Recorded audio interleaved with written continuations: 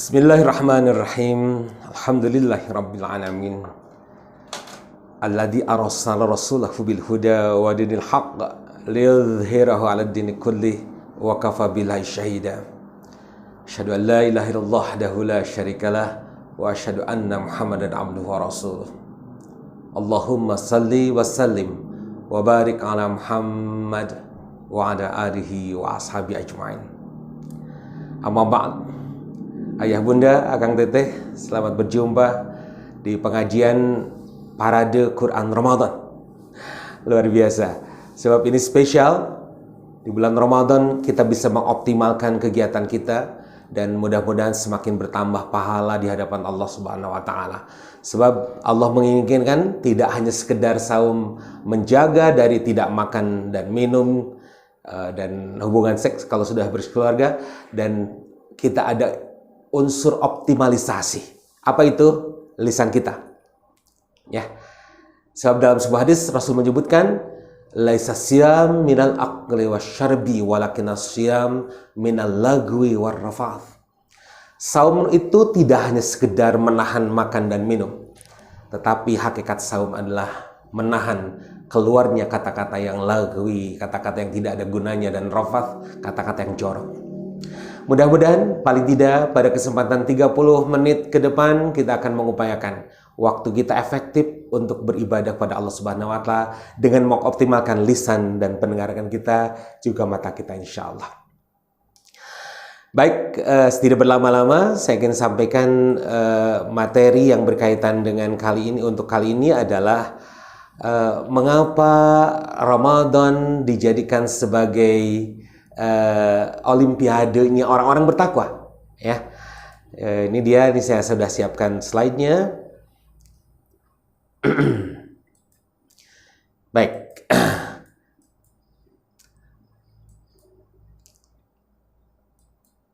Oke, ini dia.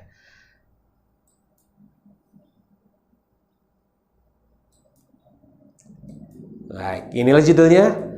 Sekali lagi, Ramadan, bulan olimpiadenya orang bertakwa. Kita akan kupas satu persatu, ayah bunda, kakang teteh, ya. Kenapa Ramadan bulan olimpiade orang bertakwa? Ya, baik. Sebelumnya saya ingin perkenalkan diri saya sendiri. Takut nanti ketemu di jalan. Nama Asep Ridwan Saleh, alamat di Perum Cijati Asri, Blok H nomor 9, di Yayasan Seni sebagai Ketua Dewan Pembina. Ya, Yayasan Insan Mulia Berdaya, insya Allah. Status sudah menikah dengan 4 orang anak. Cukup, insya Allah, mudah-mudahan ke depan bisa lebih berkenalan lagi. Sebab ada patah mengatakan tidak kenal tidak akan sayang, kalau tidak sayang tidak akan kawin. Baik, ini dia. Kita akan kupas, kita akan bahas kenapa Ramadan menjadi bulan olimpiadenya orang yang bertakwa.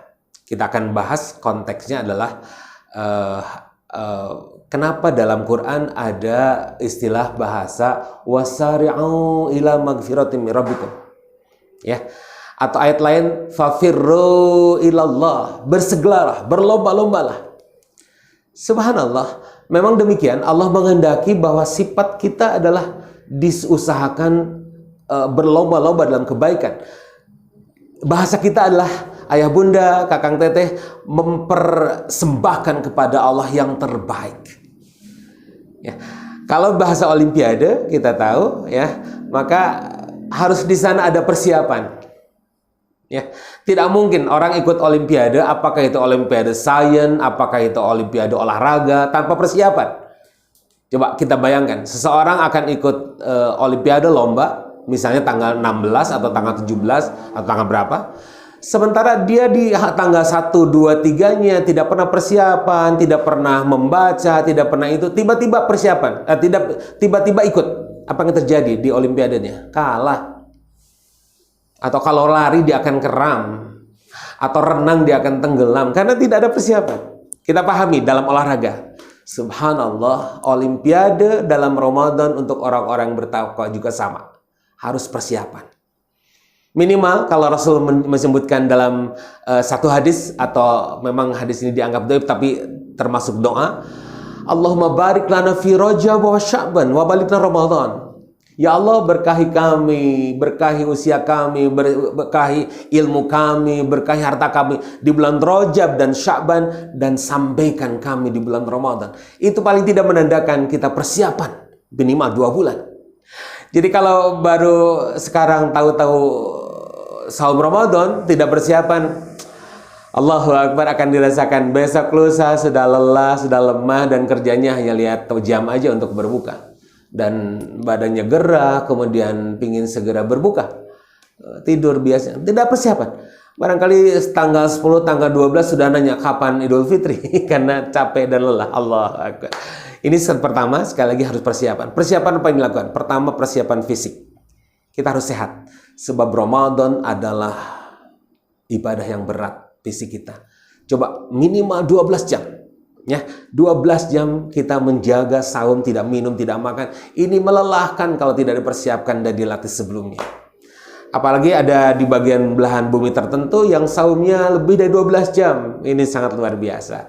Yang kedua apa? Persiapan untuk Ramadan adalah persiapan ilmu tentu. Ya, fikihnya dan lain sebagainya dipersiapkan agar kita mantap melaksanakan Ramadan dengan keilmuan sehingga betul-betul menjadi ibadah kita. Subhanallah. Itu di antara persiapan.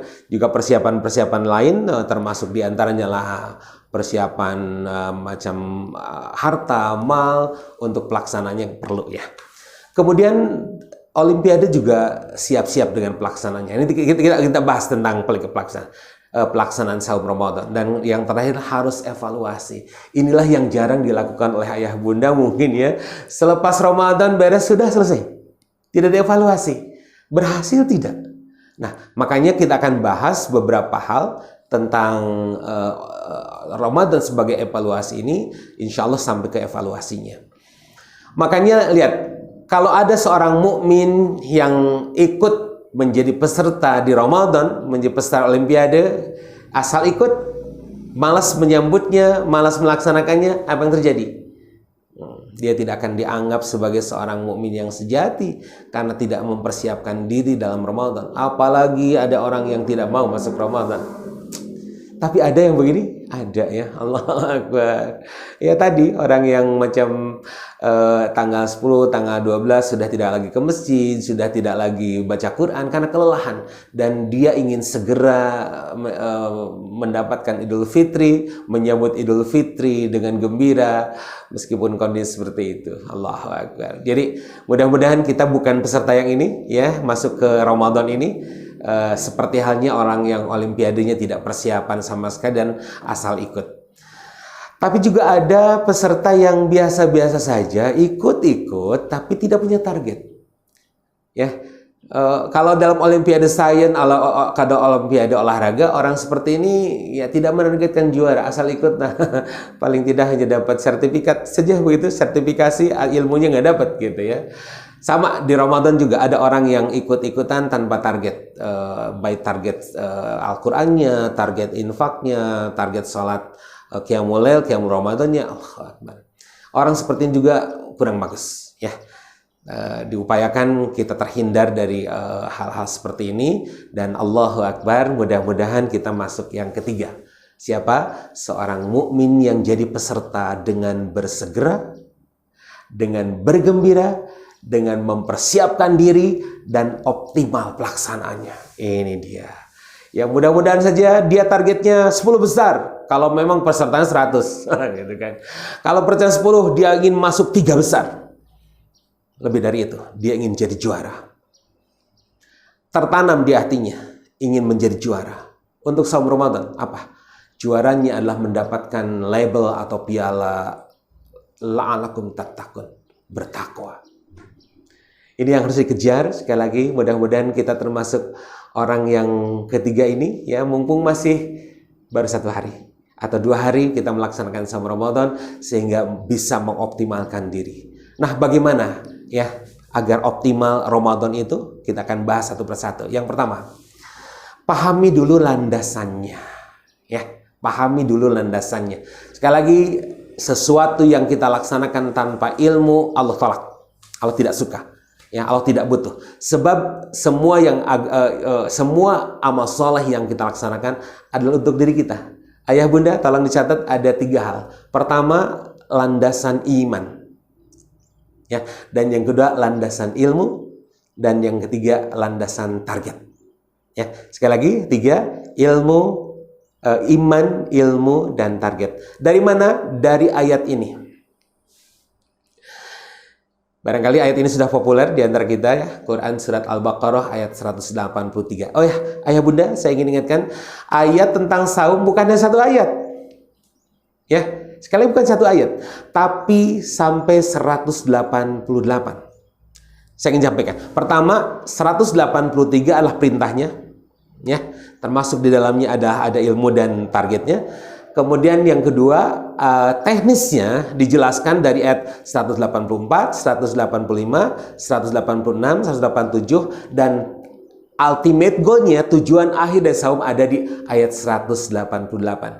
Nanti kita akan buka di kajian yang lain untuk yang itu. Tetap sekarang kita baru 1 ayat dulu di ayat 183. Mari kita lihat.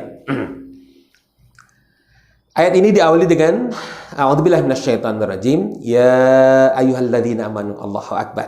Kita akan bahas nanti. Kemudian kutiba alaikumusiyam kama kutiba alal ladzina min qablikum la'allakum tattaqun. Ayah bunda, akang teteh, ayat ini mengandung paling 3 hal. Ya.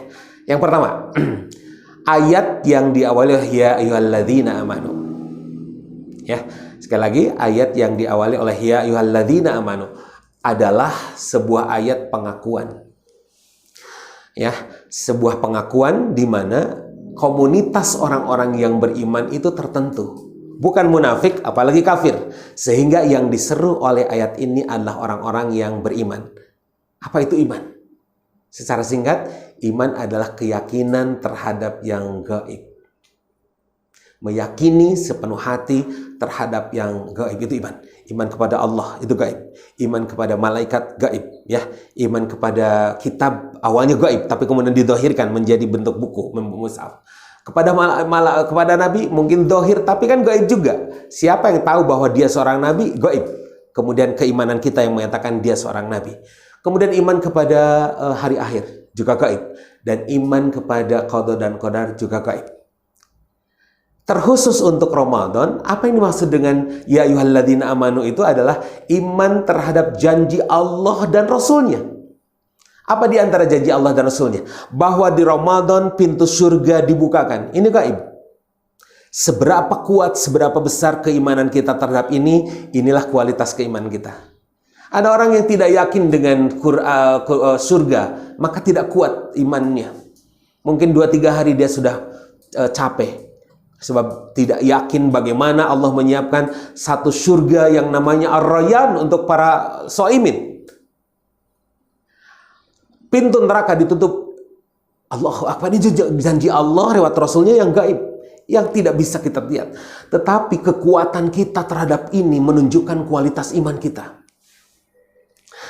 Allahu Akbar. Dan lain-lainnya ya bunda ya, bahwa yang saum itu mendapatkan 2 kebahagiaan dan seterusnya berdasarkan hadis insyaallah.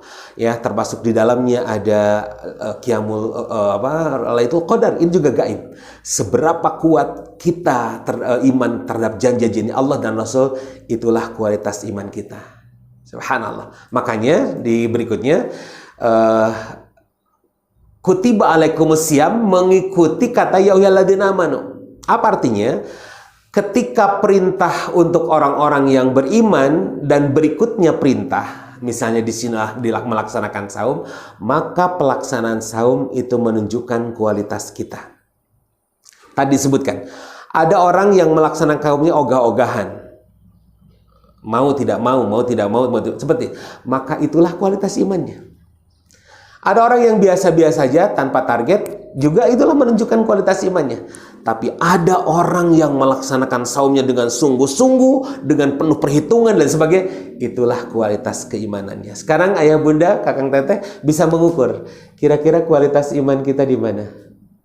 Ya, apakah masih seperti anak-anak yang bahagia saum Ramadannya karena bajunya, karena banyak angpaunya, seperti itu, atau kita janji atau kita yakin dengan janji Allah? Maka inilah kualitas iman yang diimplementasikan dalam pelaksanaan Ramadan. Tidak bisa dibohongi. untuk hal ini. Ini yang pertama, landasan iman. Yang kedua, landasan kama kutiba 'alal ladzina min qablikum. Ini saya sebutkan, ini landasan ilmu. Kenapa? Karena kita harus tahu siapa orang yang terdahulu itu. Bagaimana saum mereka? Ya, tata caranya apa yang membatal dan seterusnya. Bahkan ada yang bervariasi saumnya seperti Nabi Daud, saum Nabi Daud gitu kan. Satu hari batal, satu kali. Itu harus kita tahu ilmunya. Ya, bahkan termasuk di dalamnya adalah ilmu tentang fikihnya. Fikih saum itu seperti apa, hadisnya seperti apa, sejarahnya seperti apa, sehingga kemudian kita kuat. Allahu Akbar. Satu hal yang menjadi landasan ilmu. Perintah saum Ramadan itu turun pada tahun kedua Hijriah. Ya, artinya apa? Baru 2 tahun para sahabat dan Rasulullah pindah ke Madinah, turun perintah saum Ramadan ini. Tentu saja para sahabat waktu itu ada yang tidak siap. Bahkan Allahu Akbar menentukan kualitas mereka. Ada yang kemudian dilabeli oleh Allah sendiri sebagai orang-orang munafik. Allahu Akbar, naudzubillah. Kenapa orang munafik? Sebab di hadapan Rasul mungkin mengatakan ya, tapi pada saat dia sendiri dia mengatakan berat terhadap Ramadan ini. Allahu Akbar, Allahu Akbar. Khawatir hari ini juga di antara kita ada yang begitu, ya. Artinya ilmu kita belum kuat, ya. Tapi juga ada para sahabat yang mengatakan sami'na wa ata'na ya Rasulullah. Kalaupun diperintahkan seperti ini, kami siap. Ayah bunda, mudah-mudahan kita termasuk di sini ya, orang-orang yang meyakini dengan keilmuan dan keimanan digabungkan, pelaksanaan saum Ramadannya jadi kuat. Maka pelajari tiap tahun mungkin hadisnya, ya sejarahnya, fikihnya dibuka-buka lagi, sebab ada permasalahan-permasalahan yang mungkin baru di antara kita. Inilah yang kedua adalah landasan ilmu, harus kita tahu ya. Maka bukalah buku-bukunya, kitab-kitabnya. Dan yang ketiga, landasan target, yaitu la'allakum tattaqun. Kenapa perlu diketahui ini? Orang sudah persiapan, orang sudah melaksanakan, tapi target tidak tercapai. Ini belum sempurna. Ya, kita sudah melaksanakan saum dengan baik, tapi dengan kualitas kita tentu keimanan. Tapi ternyata takwanya tidak teraih. Ini juga permasalahan. Makanya harus ada evaluasi. Ya, begitu beres Ramadan, hendaknya kita mengevaluasi Ramadan kita. Apakah sejauh ini takwa kita teraih? Oke, kita akan lihat apa itu takwa. Target saum Ramadan adalah takwa. La'allakum tattaqun. Ini salah satunya di ayat besar inilah la'allakum tattaqun yang kemudian nanti di breakdown. Apa itu? Kita simpulkan saja. Takwa adalah sisi seorang abid di satu pihak dan sisi seorang khalifah di satu pihak. Ada dua, ya. Takwa itu diibaratkan mata uang. Ada sisi kiri dan ada sisi kanan.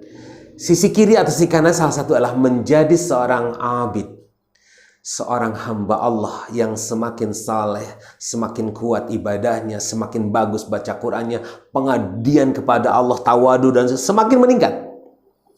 Ini sisi pertama. Dengan saum Ramadan, sisi ini dari tahun ke tahun ada perbaikan.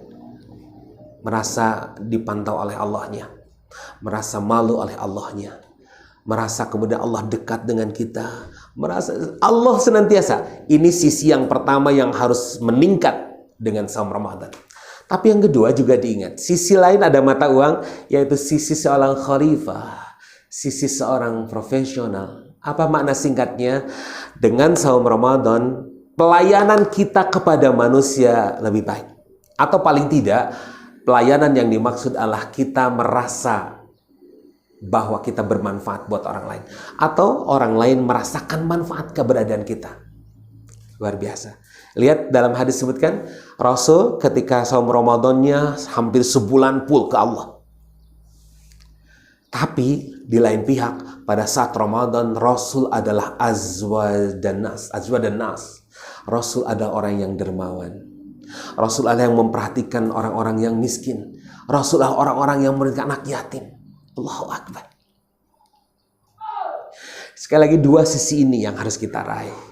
Dengan saum Ramadan, takwa tercapai, artinya saya semakin dekat dengan Allah, semakin hebat ibadahnya, semakin sering baca Qur'annya, semakin hebat khusus sholatnya. Tapi di sisi lain, orang tua kita merasakan bantuan dari kita, merasakan manfaat dari kita, orang-orang sekitar kita, apakah itu kakak atau adik, ya, atau misalnya tetangga, merasakan keberadaan kita. Allahu Akbar. Lihat Rasul mengatakan, manusia terbaik di antara kalian adalah terbaik kepada keluarganya. Dan Rasul mengatakan, aku terbaik untuk keluargaku. Allahu Akbar. Ayah bunda, Kang Teteh, tentu pemahaman ini harus senantiasa dikristalkan. Ya. Dan ujung-ujungnya nanti kita sendiri akan merasakan betapa nikmatnya melaksanakan saum Ramadan. Sisi keilmuannya bertambah, sisi keimanannya bertambah, dan derajat takwanya semakin meningkat. Kenapa Allah menyebutkan atau mensyariatkan bahwa saum Ramadan hanya dilaksanakan itu per tahun, tidak setahun, tidak seumur hidup sekali? Karena Allah menginginkan dari tahun ke tahun ada peningkatan. La'alakum tataqun. Orang yang sudah baik silakan lebih baik. Orang yang sudah lebih baik lagi. Saya ingatkan satu hal. Orang takwa tidak bisa dilihat pada saat dia hidup saja. Tapi terutama orang yang takwa saat yang menentukanlah saat sakratul maut. Sisi pengabdian kepada Allah betul-betul tulus, ikhlas. Sebab mohon maaf, ada sisi pengabdian kepada Allah yang ria, yang nanti tidak akan terlihat pada saat sakratul maut. Dan pada saat sisi lain sebagai khalifah, dia akan terlihat betapa manusia-manusia di sekitarnya menangis pada saat dia meninggal. Orang saleh, kalimat terakhirnya mudah-mudahan dibantu oleh Allah dengan kalimat thayyibah la ilaha illallah. Dan lihatlah orang-orang sekitar menangis karena kehilangan orang ini. Orang yang berjasa, orang yang bermanfaat, orang yang baik hati. Allahu Akbar. Dan sekali lagi, ini tidak bisa diraih oleh satu kali Ramadan. Ayah bunda, tekadkan, kuatkan, niatkan. Dan jadikan dalam hati satu kekuatan. Kalau nih, saum kita kali ini adalah saum yang terakhir. Allahu Akbar. Makanya kita akan berbuat sekuat tenaga, meminta kepada Allah agar dikuatkan. Maka doanya, Allahumma salimna Ramadan wa salim Ramadan lana waj'alhu lana mutaqabbal. Ya Allah, selamatkan saya untuk Ramadan dan selamatkan Ramadan untuk saya, untuk kami, dan jadikan dia amalan yang diterima oleh Engkau. Hati-hati, ada Ramadan yang ditolak oleh Allah. Na'udzubillah min dzalik. Sudah capek, kita sudah berbuat, tapi kemudian saumnya tidak diterima. Allahu Akbar. Kita ingin yang diterima bunda ya, ayah bunda, kakang teteh. Sehingga Ramadan yang kali ini baru kita laksanakan beberapa hal ini, mudah-mudahan di sisanya kita akan optimalkan. Sekali lagi, sisi kita sebagai abdi kepada Allah dan sisi kita kepada sesama. Ini saja kajian kali ini.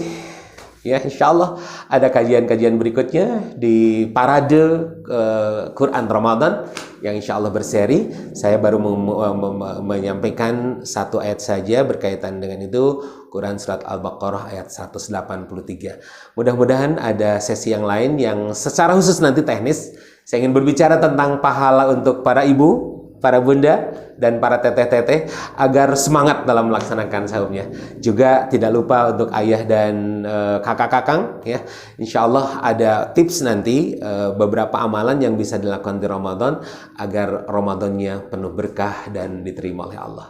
Demikian, wallahu alam. Mohon maaf kekurangan dan lebihnya. Assalamualaikum warahmatullahi wabarakatuh.